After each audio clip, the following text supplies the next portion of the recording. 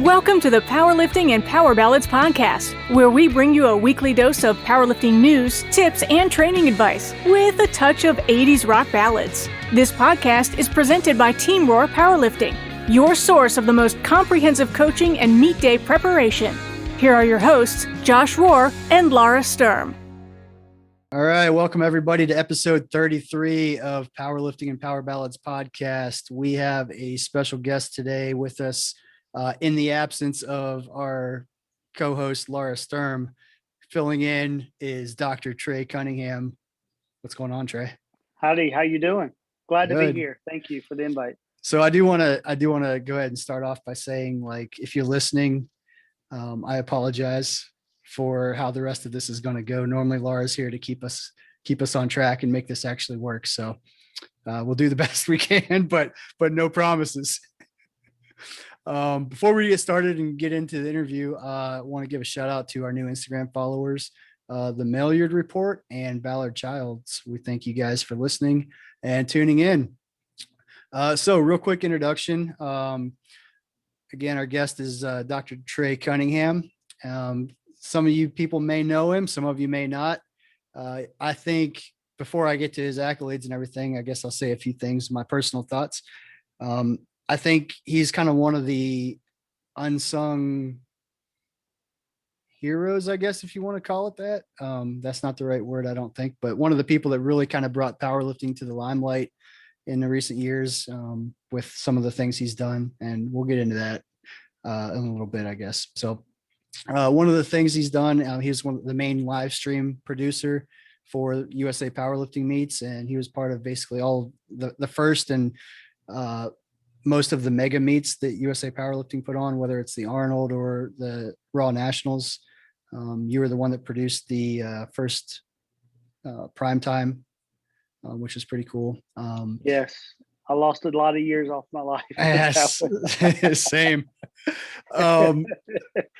What people in the earlier years know about him, but maybe not so much in the recent years, is he's also a multi-time national champion from 96 to 2003, competed in 5 IPF Junior World Championships.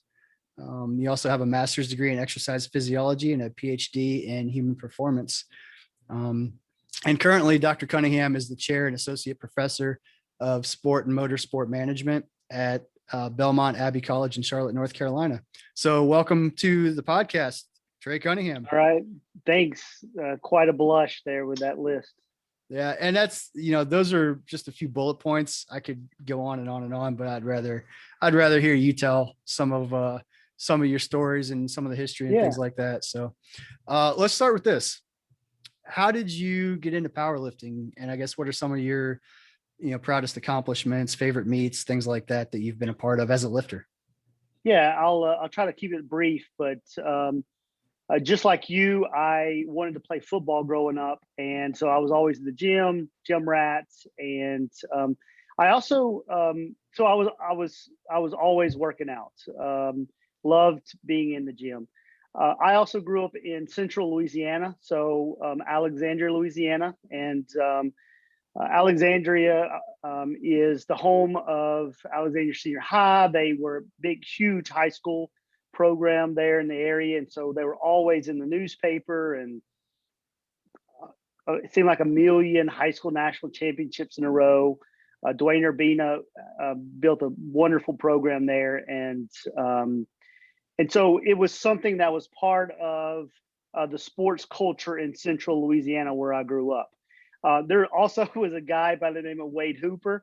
He's from Alexandria, Louisiana. And, I remember as a kid seeing him on the front page of our newspaper, winning the world championships, and just powerlifting was actually a sport that was known in the area of the country that I grew up in. And so that's kind of how I got started.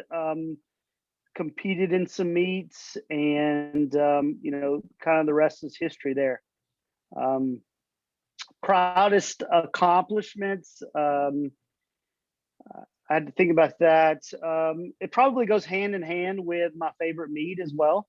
In 2001, the men's national championships were in Omaha, Nebraska, And I was so excited.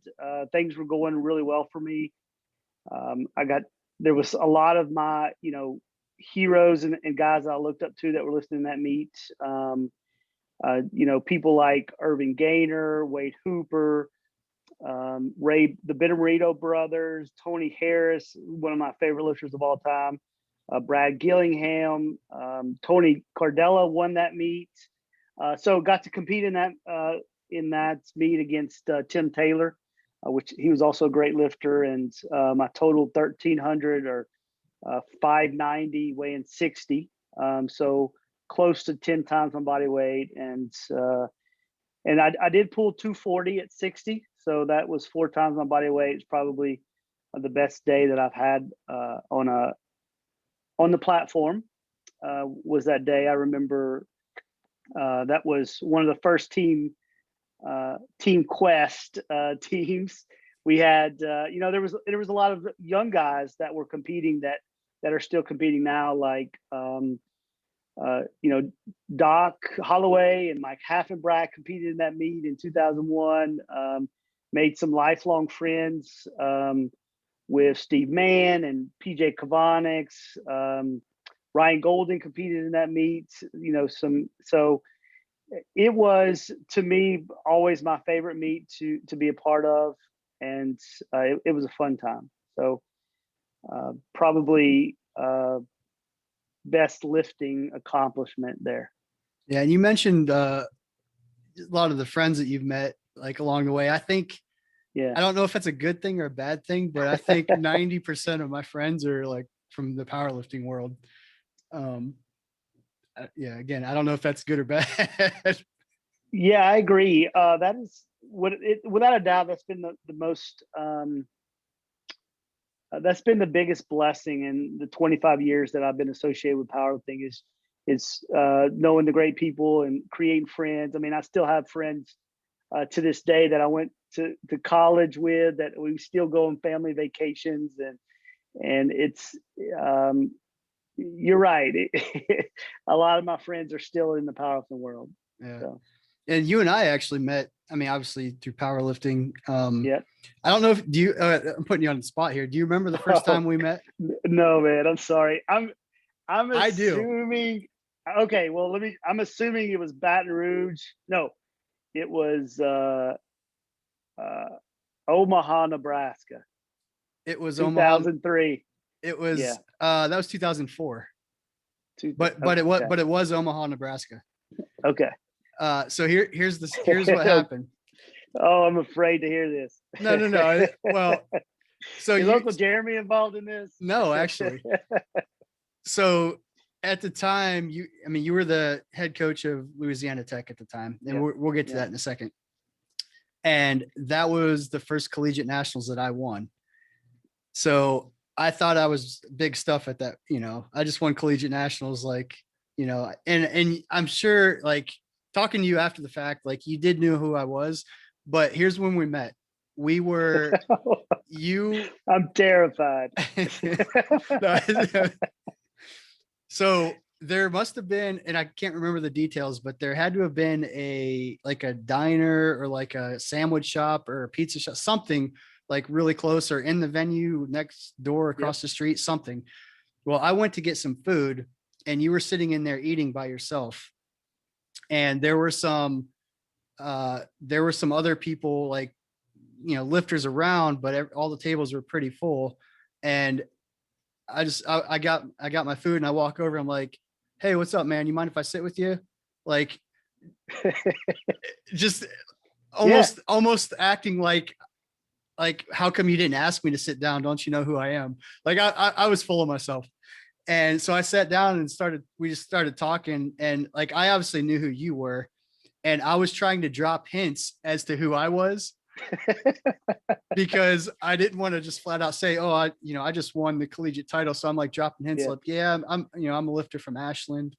I competed in the 75 kilo class, and just dropping these little hints here and there. And I don't know, we were there maybe 15 minutes or so till we were done eating, but by the end, you're like, Yeah, I knew who you were. Well, most importantly, that was the meet that Nichols beat our women's team. Yeah. Nichols called it the miracle in Omaha or something like that. And it Yeah. was a tie, and that was an interesting, great meet. And I probably was focused on the lifting after you, but there's no doubt that part of our strategy was helping individual lifters Yeah. over time beat other some of our competitors. So I knew who everybody was at Yeah. that time, And I right? remember, so after, I mean, years later, we talked about that, and Okay. you told me like, yeah, I knew exactly who you were, but I was just going to let you talk. Like, so you were just like sitting down, listening to me be full of myself is basically what it was. Nah, But I that was doubt the that. first time that was the first time Okay. that we met. I thought that was pretty funny. Yeah. Looking back now, it's like, man, what an ego or whatever you want to call it. But No, I don't remember that at all. exactly. I was forgettable. No. That was a stressful meet. It was probably the most intense of competition that I've ever been involved in. It was good. It was good. I hated it there for a while, but but reflecting back on it, it was great. So let's backtrack a little bit. So you lifted at Louisiana Tech. Like, how did you, I guess, talk about that a little bit, but then how did you end up becoming the coach? Yeah, well, it just out of pure luck, I'm assuming. So out of high school, I knew exactly who Louisiana Tech was because that's where Wade Hooper went, and there was a guy named Calvin Dial that went there, and a lot of those lifters in college would come and judge our high school meets, and so that was knew the program from being from Louisiana, and so I remember actually Billy Jack Talton, right? So my mentor, the guy who I owe a lot to, I can't tell you how outstanding guy he is. A lot of my life was successful from the things that I learned from him. That experience is invaluable. So I wanted to go and lift with Billy Jack Talton at Louisiana Tech. I want to be a part of that program. And, I walk in the first week of classes. I missed the whole first week of classes. I was, my first IPF Junior Worlds was in Bratislava, Slovakia. And so I just turned 18, and it happened to be during the first week of classes at Louisiana Tech. And I remember coming back and talking about it, and I was in the right place at the right time. I mean, I had Billy Jack Talton as a head coach. There was the assistant coaches were just phenomenal. Jennifer Ray Gaudreau was there as an assistant coach. Wade Hooper was there. John Taberley was in and out. John Magendie, probably the most underrated coach in the history of powerlifting. I think he's one of the greatest of all time. There was, also Jeff Douglas lived in Ruston, Louisiana.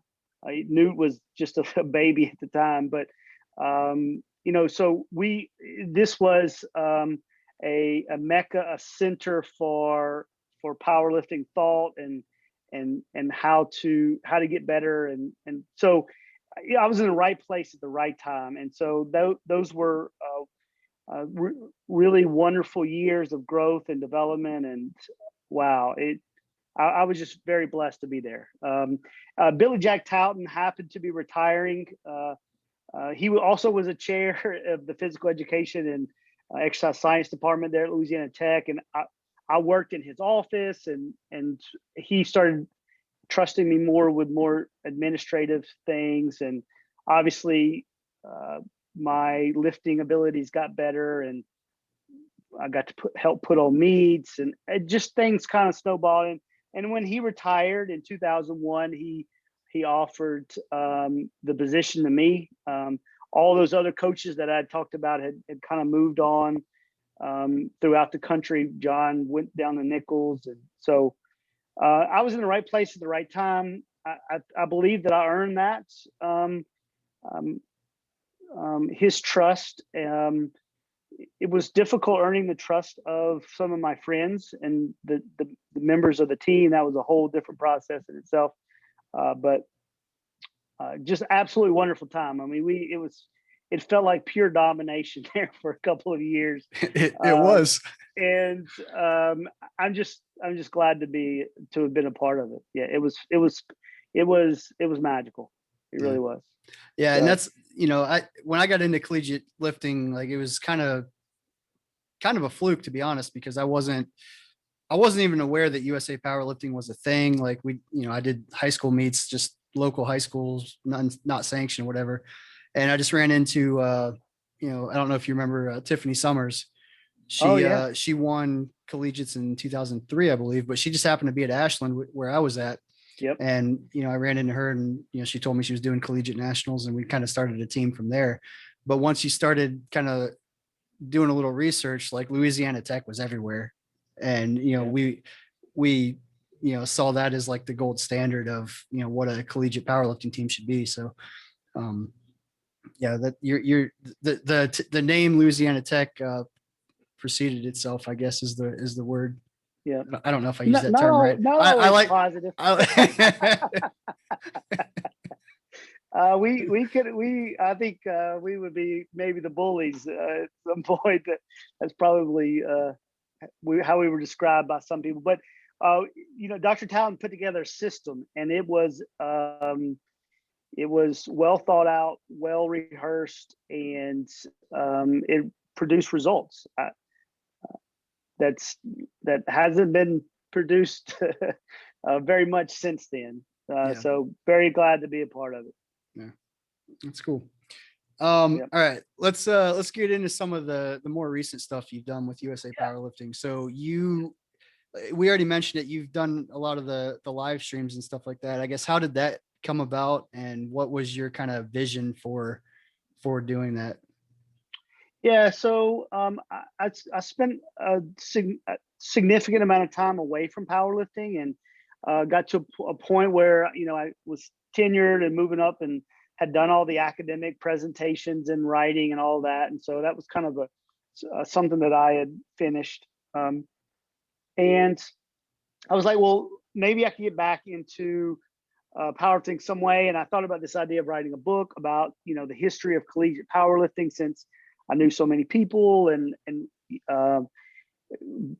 maybe a little bit of a historian kind of aspect. And so I did that, and I started some websites, and developed some friends up in Wisconsin, and Tanya Lambeth out of Wisconsin. Yeah, she was hosting the high school nationals, and she said, look, we know that you have a heart for high school powerlifting. You speak up and try to promote high school powerlifting and collegiate powerlifting at as much as you possibly can. And we want you to be involved in the meet. Could you come and give us some ideas? And so I flew in that summer. And by the way, probably just about all of the meets that I live streamed, I went in maybe 5-6 months in advance, right? For your meet, several times I came in to help strategize and help plan the meet and things like that. So a lot of work in advance. So anyway, she said, well, hey, what do you think about live streaming? And I said, I don't know anything about it. I think that's a bad idea. And so I started thinking about it, and to be honest with you, I was watching a meet one time, and I was the nerd that was the first one to log in, and live streaming, there wasn't someone dedicated to it, and I accidentally overheard a conversation when someone didn't know there was a hot mic, and I'll go to my grave telling. Well, I won't tell what I heard that day, but and it's really irrelevant at this point. But I started thinking, I was like, this is something that I think is going to be important for the growth of the sport. I'm seeing it in other sports. Obviously, sport management is my background. That's what I teach. I teach media and finance, and so this is a little bit of my background. And I really thought that this is something that there needed to be someone dedicated to the live streaming. So I started learning. Tanya gave me the opportunity. I think that was a 3 or 4 platform meet up in Wisconsin for high school nationals. It was, I don't know how I pulled it off, just to be honest with you. The night before, probably at 1 o'clock in the morning, I was still trying to get the microphones to work for the commentators. It was not pretty, but it happened. And I think that was the first time we ran instant replay. Taylor LaChapelle and Laura Lentz. That first morning, I was like, okay, I'm just going to hit the button and see what happens. And so it kind of snowballed from there. And I remember I got home after that meet, and you called and says, hey, I saw what you did. Can you come to collegiates? And collegiates was 2 weeks away. I was like, Josh, I don't think so. And he says, well, just do whatever it takes. Get here. And I think the rest kind of was history after that. Had a lot of that collegiate meet was really fun that you put on there in the W in Atlanta. I don't even remember what year it was. So I think, correct me if I'm wrong, so you actually live streamed the bench nationals that I ran in 2013. Collegiates was actually in 2015. So I'm wondering, was high school nationals in 2013 and I called you for No. I don't remember. No, you called me the week after high school nationals because it had done. We felt like it had done. We'd made a big step, which after I review it, it was horrible, but it was a step in the right direction. But that's kind of the thing, though, is like at some point somebody has to take a step and be willing to try something. And I think that's kind of what I thought was cool about what you did with the live stream is adding the commentators in there, like having the instant replay, just things that we now take for granted, but just had never been done in powerlifting at that point. Yeah. So. Well, I always thought that I was just going to be the middleman, right?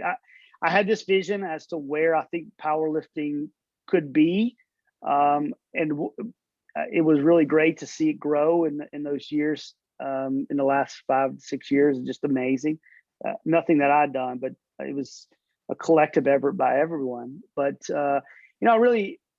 I still have a vision as to where it could go in the future, but I've always thought of myself as the middleman, as someone who could create the vision for everyone else to see. And then what happened was people started demanding it. And then I knew we were on to something when they started complaining. I mean, I was like, I remember telling Ivan Ribic, I was like, we haven't made it until we start getting people complaining, right? And so I remember when we started getting those first complaints, I was like, oh, thank goodness, right? They wanted the lights in, and then they wanted the score in, and some of that stuff we needed technology for, and I made that investment in technology. The organization USA Powerlifting backed me 100%. In reality, they let me do anything I wanted to, right? I think there was a mutual trust there that they gave, and I was very, very lucky that came, and so invested in some equipment, started getting better, making small improvements. I had kind of have a rule that if I added something new, I needed to be able to sustain it for the future, because otherwise the complaints would come. So anyway, that's the way I looked at it. I'm not doing it anymore. I had made that decision before COVID, so that wasn't necessarily the issue as well. But I felt like I did as much as I possibly could, right? And I think more and more people kind of saw where the sport could go if we took the time, if we dedicated efforts and monies toward just the media side. And so, that's what it is now. Yeah. So. And I think we've reached so many new people, and it's not even just reaching them, it's making it entertaining for them, because, you and I can sit in a ballroom of a powerlifting meet with no bells and whistles and a little sheet of Right. paper and a pencil and have the time of our lives. Yeah. But for the general person that doesn't know what's going on, like all of those things, like the presentation, like the, you know, the instant replay, the explanation from the announcers, like having the lights and the, you know, the scoreboard saying who's, you know, this lift is going to move them into second place, painting the story, I think is really kind of what you've done with the live stream that, you know, I think has really helped progress the sport. Yeah, and it's all about understanding the audience that we want to grow, right? We wanted to. I felt like there was potential to educate the audience of new lifters, educate the audience of of family members that were watching. Yeah. And so I feel like the more that a family member or a loved one knows what someone's doing at a powerlifting meet, the more that they'll support them, and the longer they'll stay in the sport. And so I took the approach, which was a little different, that we have multiple stakeholders here watching, and we need to try to do our best to reach as many as we possibly could. And none of my live streams were necessarily for the hardcore lifters, right? Well, they're going to be there regardless. They're going to be there regardless, or they're in the back coaching or something. They're going to be reviewing it later, and that was never the intent. The intent was to reach a larger audience. Yeah, I agree, and I think it was largely successful. And even if you look at, you know, the way the productions are now, they got the video boards, which I know you were trying to get some of us meet directors to do that earlier on. Yeah. But some of us were too cheap to try it. But now, I mean, that's the thing, like that, you know, we got those large giant video boards, like everything's integrated. It's if you don't know a single thing about lifting, it's fun to watch. It's just an entertaining show. And it used to not always be fun to watch. Right. I know. The whole sport has progressed really nicely in the last 5 to 10 years. So really good to see. Yeah, I agree. All right. So I'm going to ask you this. I always like to story tell. Do you have any good stories from your lifetime as in the powerlifting world? Yeah. Well, let me preface this. Any stories that you can share publicly? Well, easily the top 25 or 30 stories are I'm not going to share. All right, so let's go. What's your number 31? So let's go number 31. I have two stories that I thought about because I knew this might come up today. One, the best lift that I ever saw, and I've been blessed to see a lot of great lifts. I think it was like 1996 or so. It was a USPF Nationals in Philadelphia, and I'm sitting front row of the men's national championships, and this ballroom was packed. There was more people there in that ballroom than there was sometimes in the Arnold. I mean, it was packed, and there was a lifter by the name of James Hollywood Henderson, and there was no seats. I'd woken up late. I'd lifted, a couple days prior, and he bench pressed like 701 or something like that. And it was in a t-shirt, and he had a Rolex on, or he had his fancy watch on. And it was great, but that's not it was easy, right? It was super cool, but that was not the best part of the story. And I was on the floor, probably 7 feet from that lift, right? One of the greatest lifts of all time. But I remember meeting Mike Lambert. He was sitting right next to me. And so the whole time that Hollywood Henderson is, as he locks out this 701 deadlift, I could hear Mike Lambert, the editor, the owner of Powerlifting USA. You remember those, obviously, right? And I just remember the click of his camera, right? I can remember the click of his camera just as, and I don't know about you, but I stood at the end of my driveway when I was a kid, waiting for that USA Powerlifting to come in the mail. Right? I knew I mapped it out in chart of when the mail guy would come by, and so So anyway, it was a great honor meeting him. I had a small conversation with him, and so that was a really cool moment and very impactful moment for me. I think once again I was like 16 or 17 years old, but great lift. The last story I'll tell, and it's a Billy Jack Touton story. We had practice every day at Louisiana Tech at 2:00, Monday, Wednesday, Friday at 2:00. It was a class, by the way. We could get credit for it, right? It was a 2-hour class. You could take it so many times to get academic credit for it, right? Or good tuition dollars going. And everyone would show up to practice early. Like I'm talking 1:30-ish for 2:00 start. It started at 2:00. Everyone's toes were on the line right at 2:00. Anyway, I'm going on too much. We had several fundraisers at Louisiana Tech that we did to to help pay for things, right? Those uniforms, the bus trips, all of that was very important. And so every year we sold raffle tickets as part of our membership and responsibilities. And so they would hand out raffle tickets and you would sell them. And I don't remember maybe we had to sell like $100 worth of raffle tickets. Sometimes we raffled off cars. It doesn't matter. But I showed up to practice one day, and there was a lifter there. There was a lifter on the team. She was a senior. It was her name was Jennifer Jasper. She was a very good lifter and a great leader for our team. And she says, "Hey, where's your raffle tickets?" And I said, "When do they due?" And she said, "They're due today."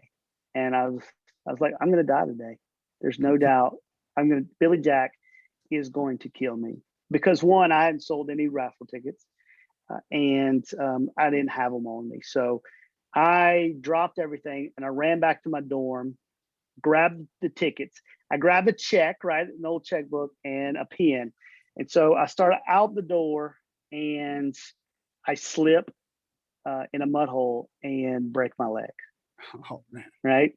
And so I am laying there in this mud hole and there's no one around. I start hollering for help. I can't walk. I can't stand up, nothing like that. And so I started filling out raffle tickets, right? Writing my name on the raffle tickets because these raffle tickets were now due in 16 minutes, right? Including the money. So I'm sitting there and I fill them all out. I write this check. It's completely muddy. And so I see someone coming, right? And they're walking down and they're like, "Oh my goodness, what's going on?" And I said, "I need you to do a huge favor for me. Do you know where Memorial Gym is? And do you know where the powerlifting team works out?" And he's like, "Yeah, I think I do." I said, "I'm gonna give you this check and these raffle tickets. You bring this, you got to get there before 2:00.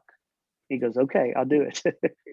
So I'm laying there, and so he goes off, and then maybe 5 or 6 minutes later, another person comes, and I asked him to take me to the hospital. He loads me in a Jeep, and we go to the hospital. So, so you got the priorities straight. You get the tickets there first. So I think maybe what the lesson learned here is that, and I always reflect back on this, is that it was ingrained very.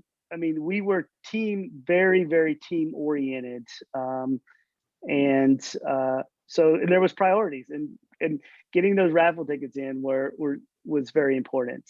So anyway, went to the hospital, broken fibula. It wasn't too bad. I was out almost a whole year of powerlifting. Only competed in 3 collegiates, but after practice, Billy Jack came to the hospital. And the first thing he said to me was, "I want you to know I got your raffle tickets. I appreciate that." Not how I was doing, nothing. Anyway, so that tells you a little bit about the culture of Louisiana Tech powerlifting and Dr. Touton. And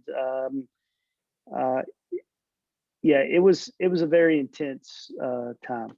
Yeah, that's awesome. I've heard some of these stories. I've never heard that one. That's a good one. I don't tell that one up too often, but laying in a mud puddle. Laying in them, filling out raffle tickets. Yep. So that's pretty good. Sorry, it was a little random, but definitely a huge moment in that period of time was huge for the development of my life as well. So yeah. So one of my favorite stories that I'm going to tell. Oh goodness. Yeah, it's our road trip. So in 2015, So I live in Atlanta, Georgia. You were in Charlotte, North Carolina. Were you still there, right? No, I was in Charlotte, North Carolina now. I was in Rome, Georgia at the time. Wasn't I? No, maybe not. I think you were. I think you were in Charlotte. Either way, Okay. doesn't matter. Point is, I was driving by there. Yeah. So you and I were going up to Raw Nationals in Scranton, Pennsylvania. Steve Mann was the meet director, and Steve had called me a few months before that, saying, "Hey, can I get some equipment from you?" Because he ran out. Well, here's the thing. This was the first year. I think the year prior, Raw Nationals was like 600 lifters or something like that, which was unheard of at the time. So I think Steve was kind of planning, okay, maybe we'll have, we may have, 650, 700 lifters. Well, he got over 1,000 lifters. Yeah. And if you've ever ran a powerlifting meet, that is a little bit of a panic mode, because logistics wise, equipment, like volunteers, like there's so many things that go into that. Anyway, long story short, so he asked me to bring some equipment up from Atlanta. So I said, yeah, sure. And you were going up to live stream it. So I don't know how it came about, but you and I had decided that we were just going to drive up together. That way you didn't have to, fly up and try to figure out all your equipment and stuff. Yeah. So I drive to your place, and I think your son, George, let me have his room for the night. So George, if you're listening, I appreciated that. And we left the next morning, or maybe is that right? Am I telling the story right? Maybe I think so. I think that's right. Yeah. I stayed there one of the nights. It might've been on the way. Maybe, you did. Maybe it was multiple times. That. Anyway. Yep. Anyway, that's not the main point of the story anyway, but we were driving up, and it was roughly I don't know, what was it? A 10, 11, 12 hour drive, something like that. Yeah. Pulling a trailer full of weights too. So we weren't exactly speeding like crazy, but anyway, I was driving for most of it, and I start getting a little bit tired, and I ask you, I'm like, Trey, do you think you can drive for a little while? You're like, yeah, sure, no problem. So we pull over, and you get in the driver's seat, and I'll preface this by saying that at the time, I was driving a pretty old truck. I don't think I had the trailer quite loaded super evenly. But I was just kind of used to that. But it was not probably safe. So anyway, Trey starts driving, and I think we're in the mountains at this point, and we're kind of going down a hill. And Trey, you got both hands, like you're scooted all the way up to the steering wheel like a little old lady. My heart's racing just remembering it. You got both hands on the wheel, like squeezing super tight. We're going about 20 miles an hour, and we're swerving back and forth a little bit because the trailer's kind of fishtailing a little bit. And a cop pulls up beside us, looks at you. You make eye contact, and I'm telling the story of you telling me your experience. And the cop looks at you. You look at the cop. You look back at the road, and the cop drives away. And you look at me and you go, I don't think I want to drive anymore. And you pull off, and it made me drive the rest of the way. Oh, that was scary. That pulling that trailer full of those racks, that was something else. Yeah. Well, in hindsight, it probably, the balance in there could have been a little bit better. I'm assuming that was part of it. Yeah. But we did. Go ahead. What were you going to say? No, I was about to say we had a good time telling stories and coming up with crazy ideas.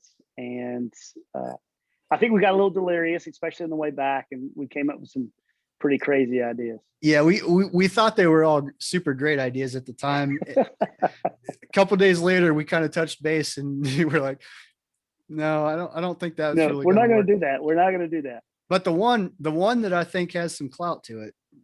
Yeah. The one lifter meet. That was your idea. Yep. The idea was to live stream a one lifter meet. Right. We talked about the sanctioning. We talked about all of the reasons why the referees would have said no. But we had ideas on how to fill the time in between. And I thought it it was a great idea, but it would be a great, yeah, it would be, nobody could argue it wasn't entertaining. And I think yes, that was, and one of that was my, the goal, is to make it fully entertaining / educational, promotional, things like that. yep. And one of my favorite parts of powerlifting meets, outside of the meet itself, is seeing everybody. So, we're talking about all these, some of them were stupid ideas to fill the time that would require Yeah. people, being involved and everything like that. So, Yeah. at some point, maybe that'll happen, but we were going to live stream it. Like you said, everything, it was going to be official. Yeah. I can't remember. We had an idea even, and this has been a while now. We had the idea of how we were going to select that one lifter, but I can't remember what we decided on. I don't either. Yeah. Yeah. Some sort of. Oh, we were going to select them like in the 2 hours prior.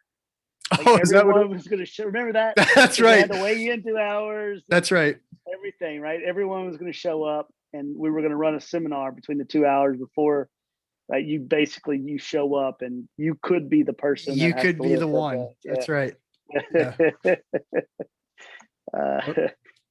Yeah. All right. Well, maybe that wasn't a great idea. Yeah, I know. As we're talking it out, I'm like, I built it up so high in my mind that I think that I have to stick to, I think it's a good idea, even though as we talk it out logically, I'm not sure. Yeah. I'm not sure. I think the premise was to live stream a seminar, and we would weave a one-person powerlifting meeting in That's with right. it, so. we actually did have a logical plan with it. So I just forgot those details. I tend to go off the reservation with some of the stuff I think about. So awesome. So we'll finish it up here with we post a powerlifting situation every week. Basically, we let everybody chime in, kind of see what their opinion is. And this week, I'm going to actually ask you to answer this on the podcast. But the situation is that you can bring back one male and one female collegiate or junior lifter from the past to compete in collegiate junior nationals in 2021. Who would you pick and why? So is this a lifter that is like in their prime, or someone that would come out of retirement and lift? Because I'd love to see you and David Hammers go after it again. So let's pause this topic for a minute. Here, I've had this thought. Poor Hammers, he always went up against some really good lifters. So I've always wanted to, I was in collegiates. I lifted 2003 through 2006. Those are my collegiate nationals lifters years. I'm getting off topic here, but it's all right. What I thought would be really fun to do, because a lot of Mike Haffenbrack still lifts, Doc Holloway still lifts, competes. I still do meets, but I do meets. That's about as far as it goes for me. I wouldn't say I really compete anymore. But what I thought would be really fun to do is have a 2000s throwback collegiate meet, and just invite everybody that lifted back then. Yeah. And whatever weight class you're in now, that's the weight class you're in, and just see what happens.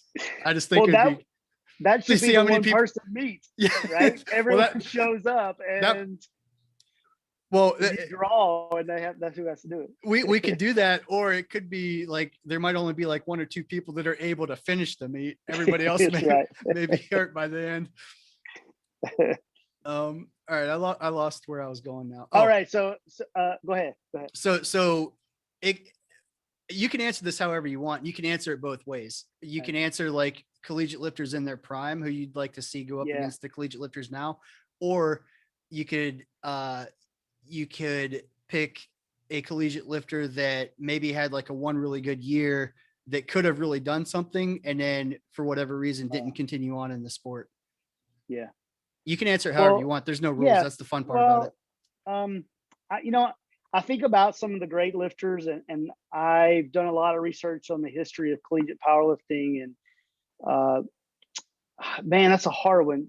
I think from just a pure entertainment standpoint, Jessica Watkins O'Donnell now was pure entertainment. I mean, she stopped the entire everyone stopped when she got up the lift to watch her. I mean, I don't know if you ever got to see her lift, but believe it or not, she was fun. She was not far before me, but Yeah. I never actually got to watch her lift in person.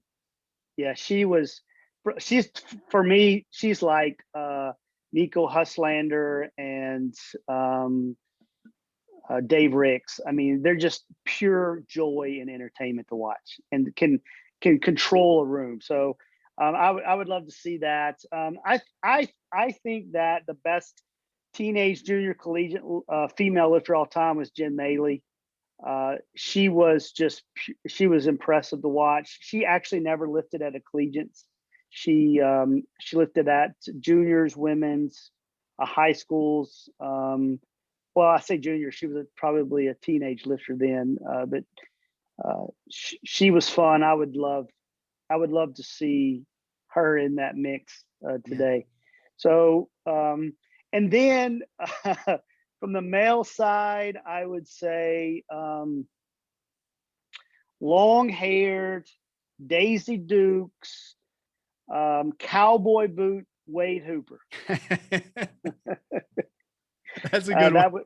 That would be he was he's one of my favorite lifters of all time. Obviously, he's from my hometown, and I spent a summer working out with him one time. But there's some crazy pictures of him when he was in college and lifting. So I would say Wade Hooper. He would bring the party to collegiates for sure. And he's actually one that did go on to have success in the open and even masters division. Absolutely. A lot of the collegiate lifters, they kind of don't really, people get, graduate and, have jobs and stuff like that. And a lot of times people don't stick with it, but he's one of them that actually did and did really well. But I believe he's the only person, I'm sure someone will correct me on this. I think he's the only person to win juniors, open, and master worlds. I think that's right. I heard recently that I might be wrong now. Well, I heard that conversation recently, and I can't remember if there were two people ever to do it, and he's one of two, but he's the only one in the US that's done it. Okay. There may have been one other somewhere else, but I'm not 100% sure. Well, regardless, he was outstanding for so many years and had some epic battles with some of the best Europeans of all time, and he's now coaching and helping high school lifters now. So I got to see him not too long ago. That would be my bring Wade Hooper back to the 2021. Yeah, those are good answers. I can't disagree with any of them. I think those are cool. And if anybody listening doesn't know who any of those lifters are, please do your research and check them out. You can find some stuff on them still. Oh yeah. So, I was going to ask you one more thing. I don't remember what it was though. Oh, well, it'll come to me when we finish up here. So, I guess first of all, I appreciate you being on today. Do you have anything else you want to add or talk about or share? Because I know you had so much time in the sport and time away from the sport, even between your two different spells. So I think you have a pretty interesting perspective on it. Yeah, I do have an interesting perspective. It's been wild to see the growth recently, and that is a huge team effort by everybody. And so it's just good to see, because we didn't have these numbers and this level of attention and media, back when I lifted. And so it's great. It's great to see the growth of the sport. And I've just been a really, really small part of that, and been very okay being in the background, behind the scenes. And have loved getting to know some really great people in the sport. So I go ahead. I was just going to say, you're not going to pat yourself on the back enough, but I think a lot of where we are today is because of some of the stuff you've done. And I do want to give you props for that, because I know you like you said, you're always working in the background and you're fine with that, but part of the reason I want you on here is so at least one of our 2 or 3 listeners that we have will know. George and Lydia, my kids, Yeah, right. they're looking excited. No, I think it's important because, this is the period of time where you started doing the live streaming has been at a big part of our growth as an organization and sport. And I think what you did to produce some of the events has made it, grow that much more. And I think it's important to recognize that. Yeah. Well, thank you for the kind words, and they obviously mean a lot coming from you. So, so thank you for that. I'm usually not in this role. So, Yeah.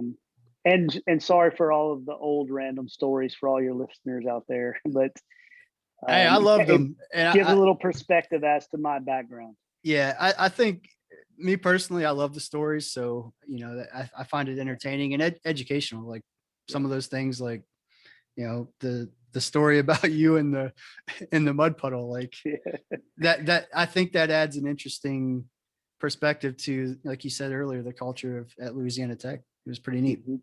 Yeah. So, and I hope you get Laura back soon because, I listen every week. She definitely brings up the level of the podcast much greater. So yeah, I was bummed she was not here, and I hope continued success for y'all in this podcast business. I appreciate it. We just do it to have fun. Yeah, it is. It's a good time. Yeah. So cool. Well, thanks again for joining us, Trey. I appreciate it. And everybody out there listening, don't forget to follow us on Instagram at PL Ballads Podcast. And if you have any questions, topics, concerns, shoot us an email at plballadspodcast@gmail.com. Trey, thanks again for being here. Appreciate it. Yeah, absolutely. Thank you. All right. Later. Thank you so much for listening. If you enjoyed today's episode of the Powerlifting and Power Ballads podcast, please remember to subscribe and share it with your friends.